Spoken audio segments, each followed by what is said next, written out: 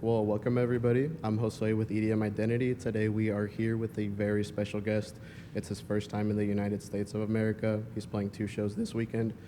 Welcome everybody. Ruler. How was the journey over here, and then how are you liking just being here? Yeah, I mean, the trip was fairly easy considering that 2 weeks ago we were in Australia, and that's like a 24 hours flight and then 24 hours back. It was like, I don't know, 13 hours, went through Salt Lake City first. We're in San Diego now, and yeah, it's lovely. I've been requested in America for years and years by people, and like some promoters, they also wanted me, but they were never really willing to like go through the whole process of like getting visa and all of that. So it like, yeah, this time finally we pulled through, and we managed to get an O1. So yeah, it's amazing to be here. You know, finally everything feels new, which is very unusual for me because I get to travel a lot, but I always see the same stuff all over again. So it's nice. Well, we're really glad you're here. You actually touched on it. So I know the visa process must have been just really crazy.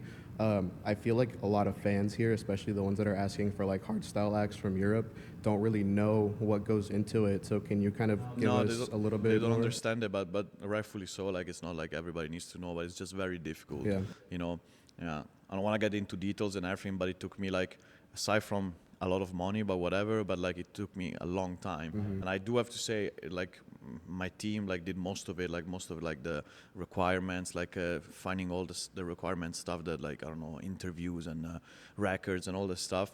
But like it took us like 6 months, 7 months, something like that. It's a long time. Yeah. Yeah. Yeah, well, again, we're really glad you made it. So, again, it's your first time in the United States. A lot of people here do know you, but a lot of people also don't know you. So, can you maybe give us just a little bit of background on who is Ruler? How did you go from being, some guy doing some jump style competitions all the way to, superstar DJ? What happened? Um, yeah, well, I mean, the Jumpstyle days, it was like a long time ago, even before I was like a real producer. But like, yeah, I just, I don't know, I really loved hardstyle since the early days, since 2007, and yeah, I worked my way through. I never really dreamed of being a DJ. I just did it, you know.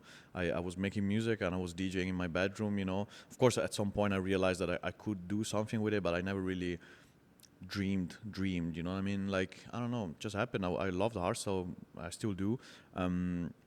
Yeah, I mean, I guess my songs got picked up, you know, by some people, and they started to spread, you know, over the years. We're talking like 2015, 16, 17, and now we're here, you know, like many years later. It was a long journey, but I mean, I just really enjoy being here, you know. I like it. Yeah, well, good. I guess just kind of speaking a little bit on the more music side of things. So you said you were kind of just DJing in your bedroom, you were making music, you were doing everything possible, right, to achieve your dreams. So for me as a fan kind of watching it, I feel like the first really big break, you can correct me if I'm wrong, but I feel like the first big break for you was Aggressive X. And then we kind of did like Survive the Street. Oh, Aggressive X, the song. And then we got like Survive the Street. And now, 100%. right now, we're just in a whole different level, right?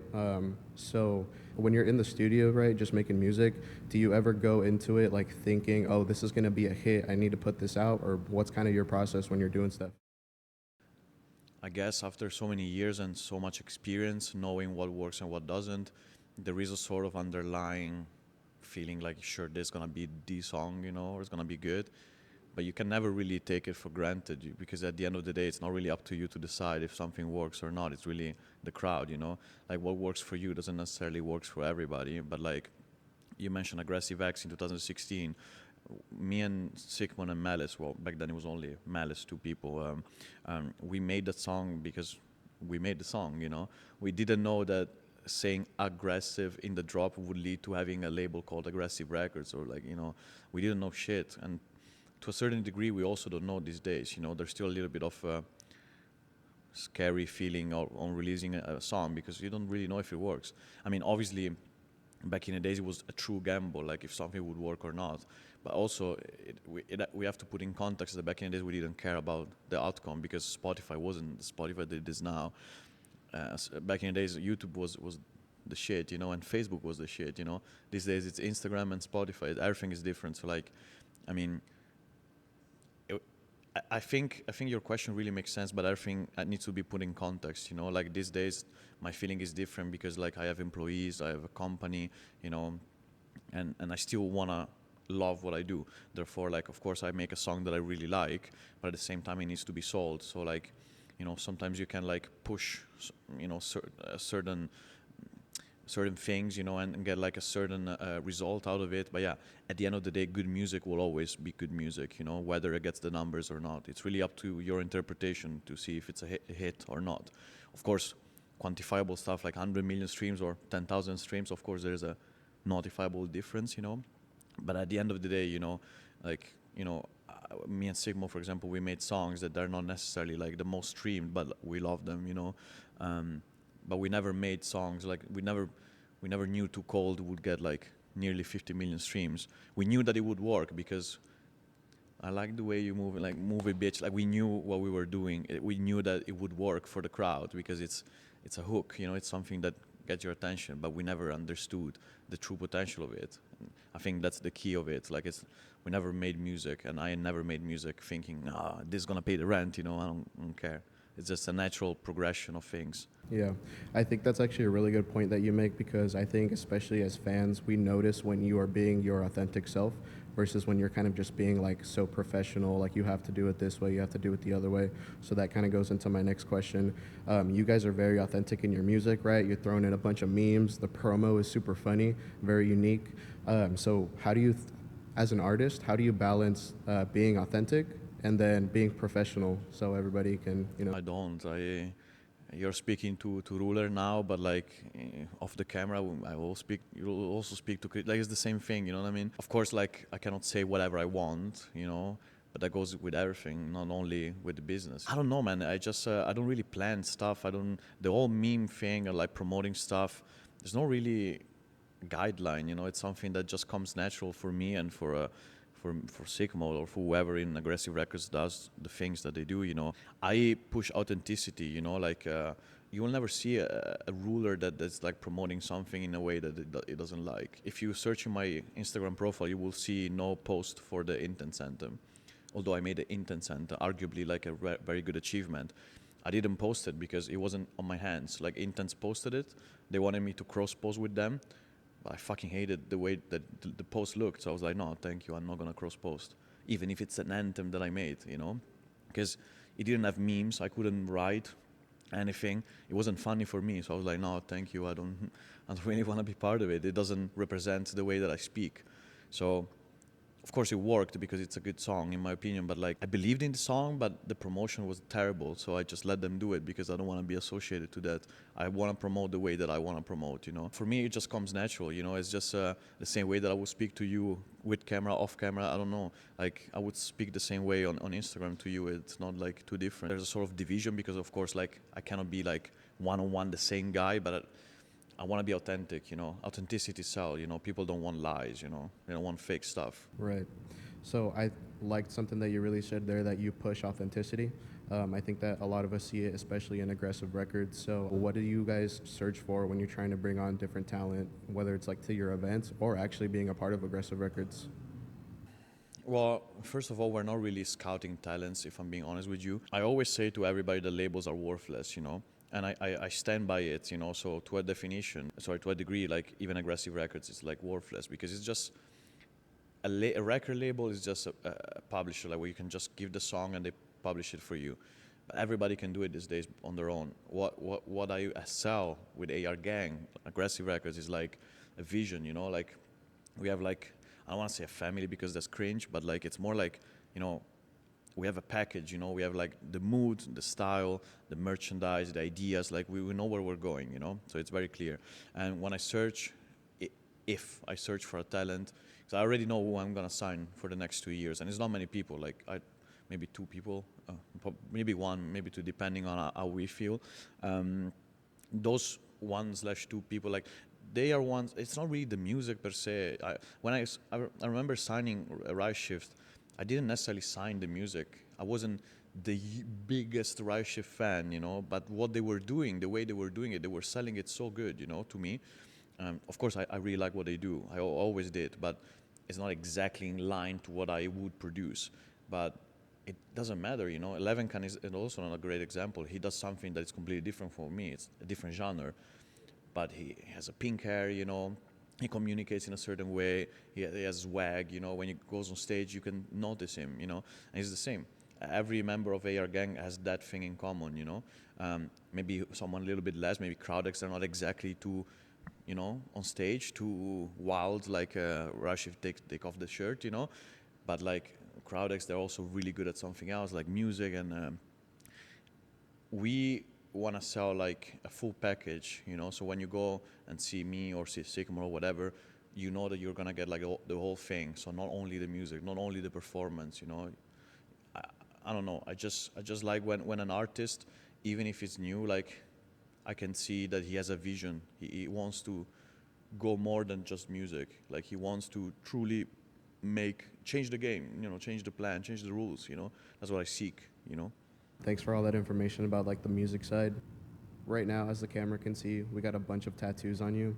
Yeah. Can you remember any specific story about like maybe your favorite tattoo? Was there maybe I remember like a story of every tattoo, yeah. was there Just maybe, have to ask which one. Yeah, I guess maybe like specifically, what was your favorite tattoo and the story behind it? And then do you have any tattoos where you achieved something musically and then you went to go get it?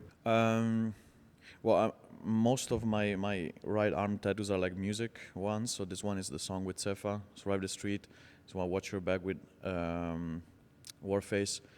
We have Aggressive for Aggressive X, not the label, but like The song. I have the label here. Yeah. I have AR, so Aggressive Records. Martyr from 2015, FL Studio logo. This one is from Queen. You know, it's Freddie Mercury here. A lot of tattoos that I have, they're like dumb, you know. I just made them, you know. I really enjoy patchwork tattoos, so just stuff. But yeah, sure. I mean, I do have like favorite tattoos, but they're not really musical related. They're just like I have my cat here is one of my favorites because it's my cat, you know. Yeah, my first one was Hardstyle here. But yeah, I mean, I don't know. What was your question again? Like, if I remember, like a particular No, I think story. you answered it well. Yeah, if you had like any, well, what's like the story behind your favorite tattoo? You mentioned your cat. So when did you actually decide to get that tattooed? I don't know. She's beautiful. Huh? I mean, of course, I want to have her tattooed. I also have 3 other cats, but they don't live with me. They live with my ex-girlfriend, and I want to get their face as well somewhere, you know. Yeah, I also have The Office tattoo. I have Aku Aku from Crash Bandicoot. I have a Monopoly guy grabbing the money with my glasses on. I don't know. I just like stuff. I'm not a planner with tattoos. I just like I tell my tattoo guy, hey, lock a day, and then when I go there and we decide on the spot. I don't really plan them much ahead. So they kind of all have a story, but like I also find the story along the way, if you know what I mean, you know, because you make a tattoo now doesn't mean that it's gonna be the same thing forever, you know, because like the same phrase can mean like one thing today, but maybe in like 6 months the same phrase can mean something else. It depends the way you read it, you know. Okay. Yeah, well, thanks. I think something else that a lot of fans like kind of know you for is record collecting. So Yeah. I know you have like a really big collection. Can you kind of tell us maybe where that passion started, when you started collecting records, and just why? Yeah, I mean, I love collecting stuff in general, but like yeah, I have records. I think I have around 600-700 records. Also the CDs as well, of course. I just really like the fact that it's tangible stuff. Like you can touch the music, you know. I always had this thing, even when physical media was still a big thing, but especially these days where like there's like Spotify and all this digital stuff, you basically don't own shit. Yeah. Like I enjoy having a Blu-ray disc, I enjoy having a CD, because it's just mine. I own it, you know. I can touch it, you know. Like if you stop paying Netflix, you don't own the movies, you know what I mean? Yeah. Which makes sense because that's what they offer, you know. You sign up for it, but like at the same time, you know, like I love touching the music. Also, I enjoy like searching specific records that either I didn't know they existed or like stuff from back in the days that I grew up with. So sometimes I buy a full album because I only know one song, but then I get to listen to the whole album and discover new stuff. It's just nice. And I don't know, it just started like my first record ever. I got it as a gift from a friend. It was like Wild Motherfuckers, Born to Be Wild, for Tatanka and Zatox. Yep. So yeah, from back in the days. But yeah, I have so many different genres. I have a lot of hardstyle and hardcore, but like, yeah, I have so many different genres, yeah. I just love collecting, really. Yeah. Yeah, I know that you mentioned that you collect a lot more than just records. What are like some other things that you collect that just you Yeah, enjoy? these days, unfortunately, it's Pokemon cards. Yeah. It's a very expensive hobby, and but yeah, no, I have a lot of Lego. I like action figures. I like I want to say Funko Pops in the action figure, but it's really they're just whatever. I don't collect them. I just get the few characters that I like. I have a lot of Blu-rays, DVD, games. But yeah, for the most, I want to say that I collect records. And these days, Pokemon cards, but vinyl collection is still the most interesting one that I have. I could speak hours about my records, yeah. Right. Okay. Well, cool. Well, thank you. What I kind of wanted to get into right now, I wanted to get into some Reddit comments from Rooler. Hell yeah. Hell yeah. All right. Okay. So- You close the book, okay? So you know them by heart. Oh my God. Oh, hell no. Don't tell me those are screenshots, man. Oh, hell. I'm going to give this to you. Can you read them to us and then tell us what was going on when you said these? Sure. That's true. Yeah. So I truly hate night parties. I want to be in bed like as soon as possible, and I hate being awake past midnight. That describes itself. I'm just old, man. I hate night parties, which is fun because tonight I'm gonna play till like was that Almost 1:50, 2, right? 1:30? Yeah, Yeah. or 2, and then I have to do the meet and greet, so I'll be in bed at like 5 or something. And now it's as simple as that. I'm tired. I'm tired every day. You know. I thought it was because like I wasn't fit, but then I started going to the gym. I just hate night parties, man. Yeah. I used to do them when I was younger, and nowadays. See, the thing is, man, like if I was to DJ like once a month, there would be no problem. But like I DJ every weekend, sometimes many times during one weekend, and I enjoy sleeping. You know, like the first time that I did all night long, obviously was during the night, and I played till like 5 in the morning. I was exhausted. I played all day long, 8 hours. During the day, I was so fine. You know what I mean? Because then I got to sleep and I woke up. I like to wake up at 8 in the morning. Truly, I really like to wake up early. I don't know if it's an age thing or whatever. I'm not a party guy. Also, I don't drink. I never took drugs. I'm just a chill guy. I just want to be in bed. You know what I mean? All right. Okay, so we can go on to the next one. it's fun. Oh man, I love this. I love this.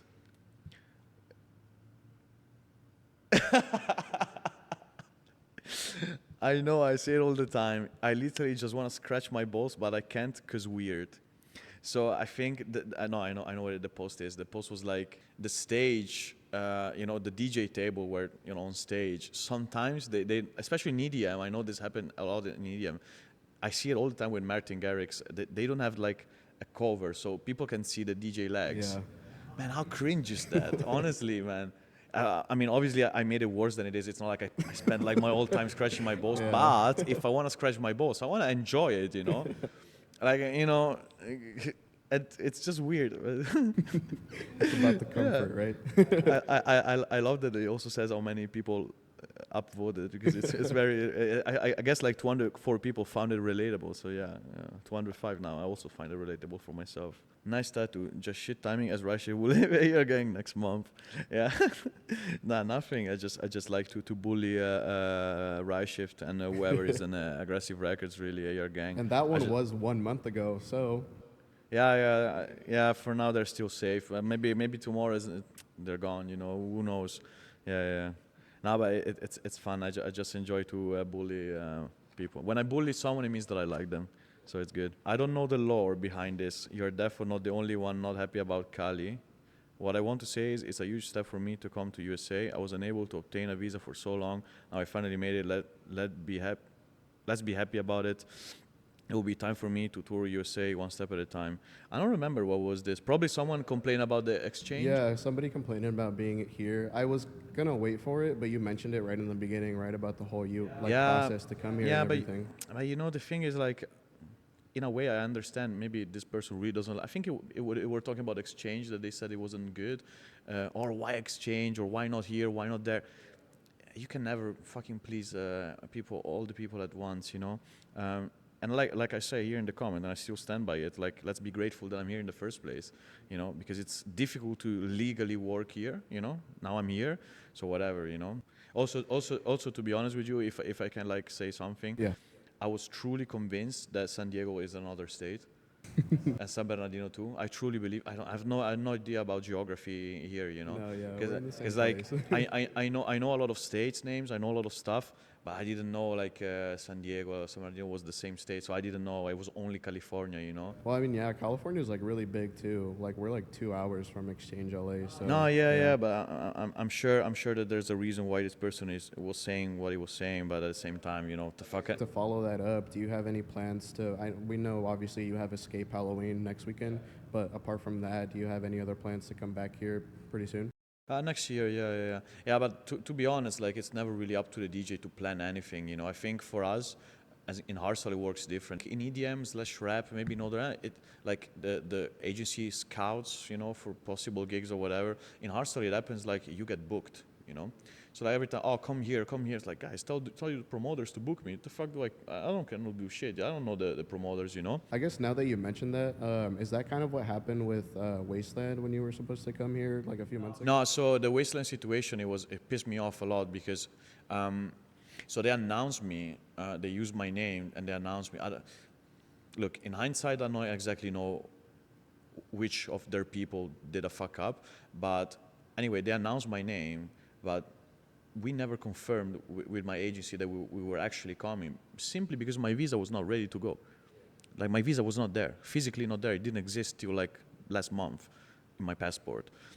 And they announced me, and I think that everybody got excited. Man, there was like, I think 600 comments, 590 was like, oh my God, Rooler is coming, Yeah, you know? uh-huh. Everybody, and I hate disappointing people, you know?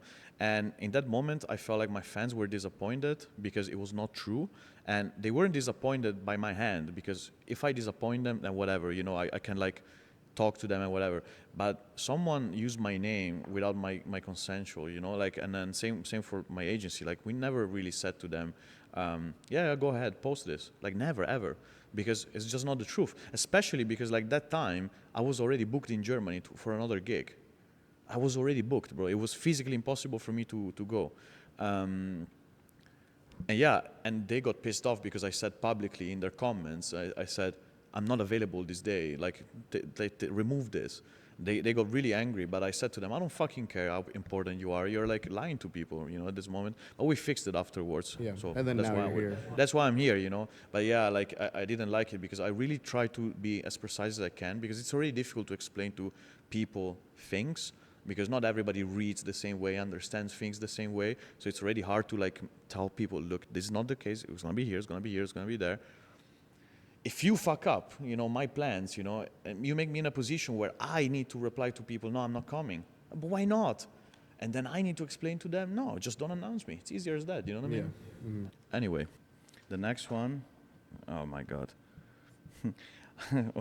I had several issues with, I, for example, never enjoy selling merch with, it was at the Most Wanted, yeah. We blurred that out, but you said it. Yeah, no, I also spoke at ADE, at Amsterdam Dance Event. I did a whole panel basically where I spoke about this. So never enjoyed selling merch with them because I practically didn't make money. That's true, man. All I say is true. I hated it. When I was with Most Wanted, I just simply signed a shitty deal, you know?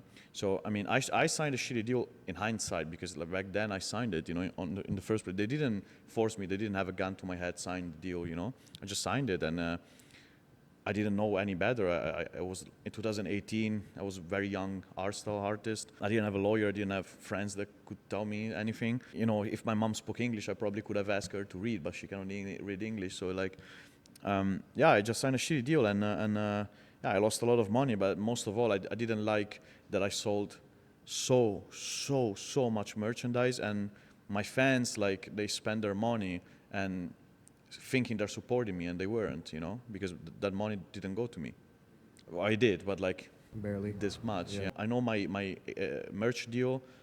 I don't know exactly how much like money like they made. I know a rough estimate. I can guarantee you, if I tell you the numbers, like, you wouldn't believe me. But like, it's not the money per se that pissed me off. It just annoys me that like my fans thinking they're like supporting their favorite artist, and they're not. So as soon as I went independent with my contract, so like I could do whatever I wanted, I sold immediately merchandise, and like I think I sold half of what I sold with Most Wanted, but I made triple the money, which says enough, you know, because like at least like at that moment, people that spend their money that went to my pockets, so I can reinvest and give more to them. That's what pissed me off.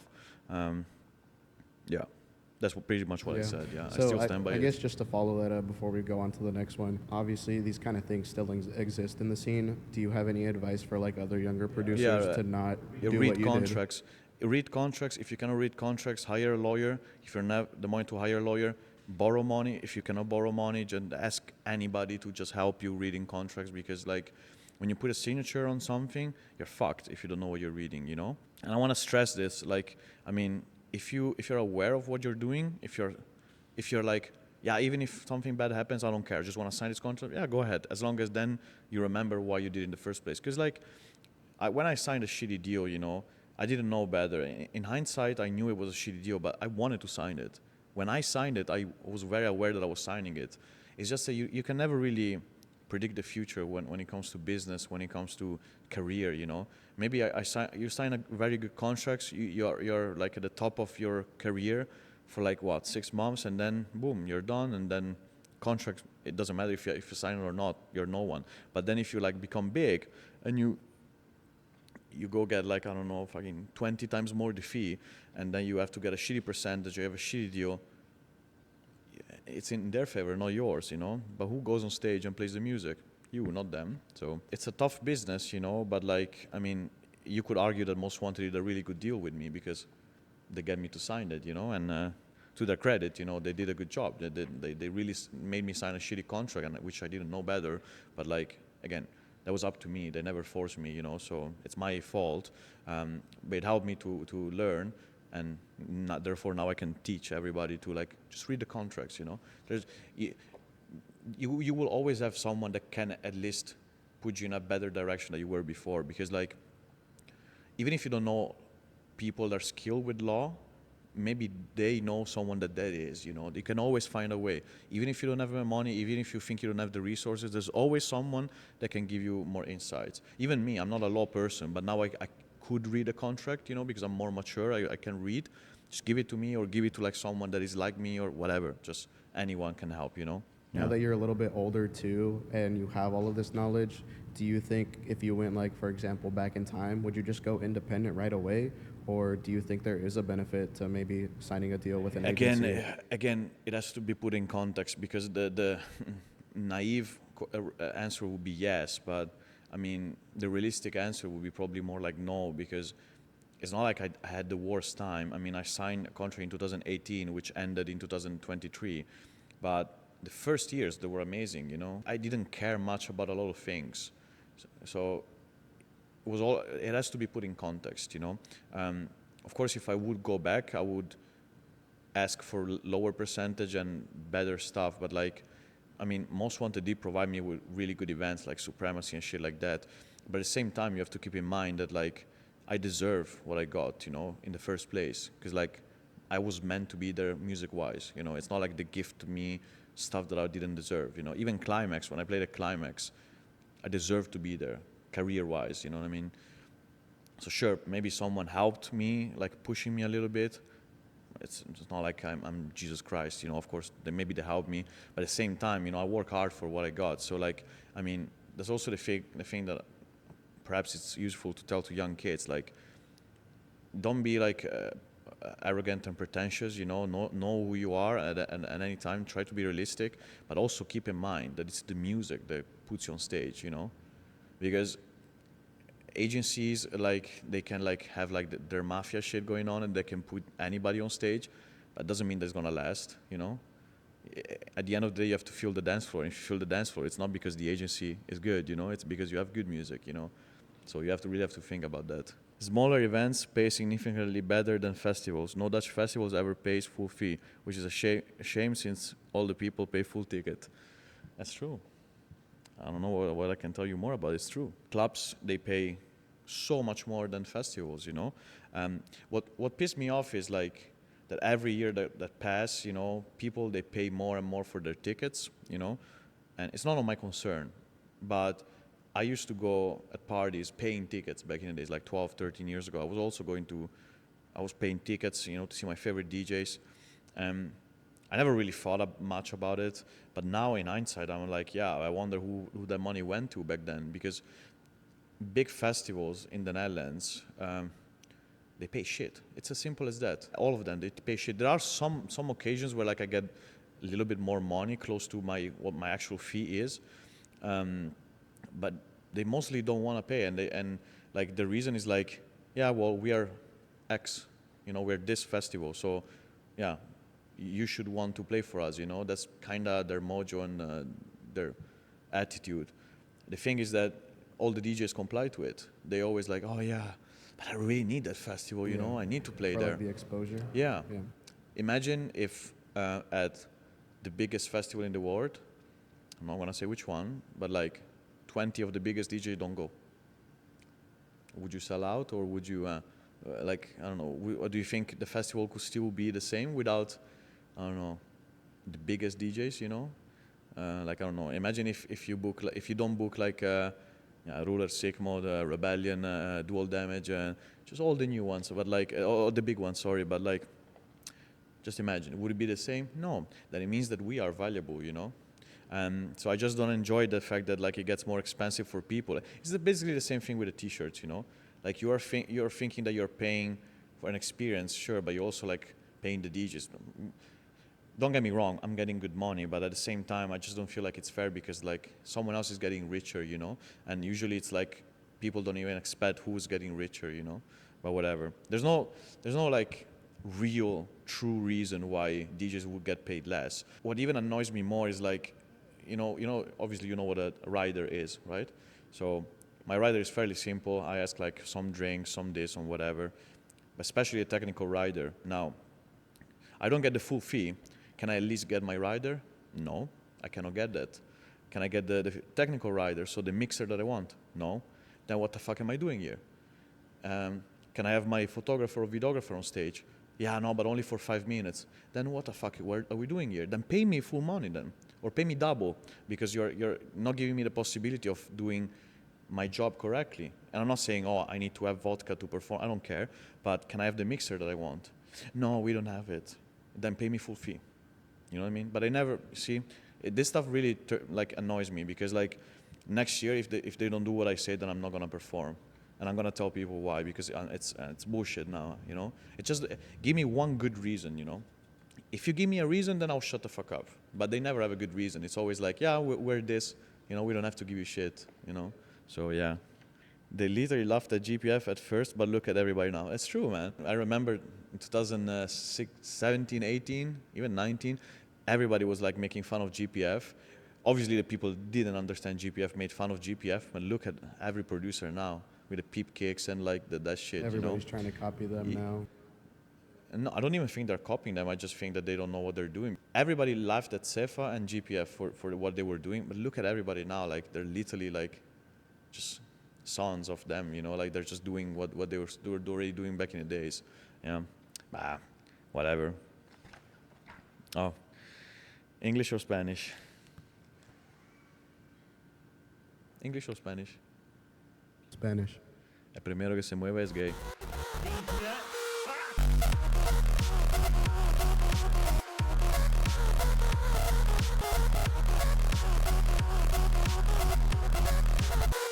All right, I think we can get this one.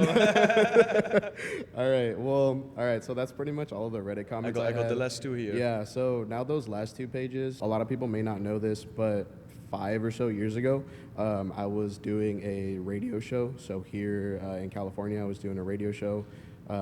Nobody would listen to it, right? It was like at 12 a.m. to like 2 a.m. in the morning.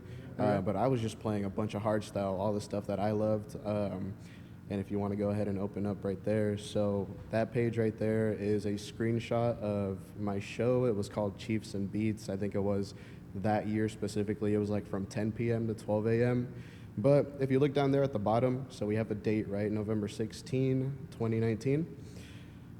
In that show, if you want to flip over to the next page right there, there's a timestamp on there. I think it was like at 11 p.m. I was playing Rooler and Cefa. Your track Survive the together. Street, yeah. Yeah, so anyway, I'm really grateful that you came on. Who knew, right, 5 years later that we would be doing this? I'm grateful that you're here in America. And I just It's wanted to amazing. ask you, what are 3 things that you're grateful for today? In life, like just In as of general. today, Yeah, in general. I'm grateful that I don't have to worry about anything. I'm not talking financially. Just I'm not worried. You know, I'm good. You know, I have a house. You know, I have someone that loves me, like friends, and I have my cat. You know. I have my fans, you know. I'm just grateful. Well, I'm grateful even to be here in this room with you. You know, it's just it all under the same umbrella. You know, I'm grateful that I'm healthy, and I'm grateful. Yeah, I don't have to be somewhere that I hate. You know, doing something that I hate. It's hard to pinpoint exactly what. You know, it's actually a nice question because like you don't really. It's a nice exercise to know what you're grateful for. But yeah, it's so many things, man. Yeah, I'm very grateful that you show me this because like, you know, it's nice, man. It's manifestation, definitely. There was like kind of the same way that you're showing me this. Like there was someone in my DMs that said, "Hey, Ruler, 3 years ago I texted you that one day I will be on stage with you." And I think he's opening like for me tonight or tomorrow, like one of those shows. He's playing before me. So manifestation. You know, I'm grateful. You know that like there is this thing. You know, happening. It's nice. I'm just happy. You know. I don't know how else to say. It's weird. It's weird. No, Yeah, but yeah. you know what I mean. Yeah. Yeah, we understand it. Well, again, that's pretty much everything for this interview. Yeah, I love it, man. Yeah, again, Yeah. Ruler, thank you. Thank you for having me. Yeah, Thank you. I thank you loved for it. coming. I really Loved it. appreciate it. Good luck for your shows tonight, tomorrow, and then next weekend. We hope to see you back here very, Yeah, very for soon. sure. Thank you, brother. Thank you.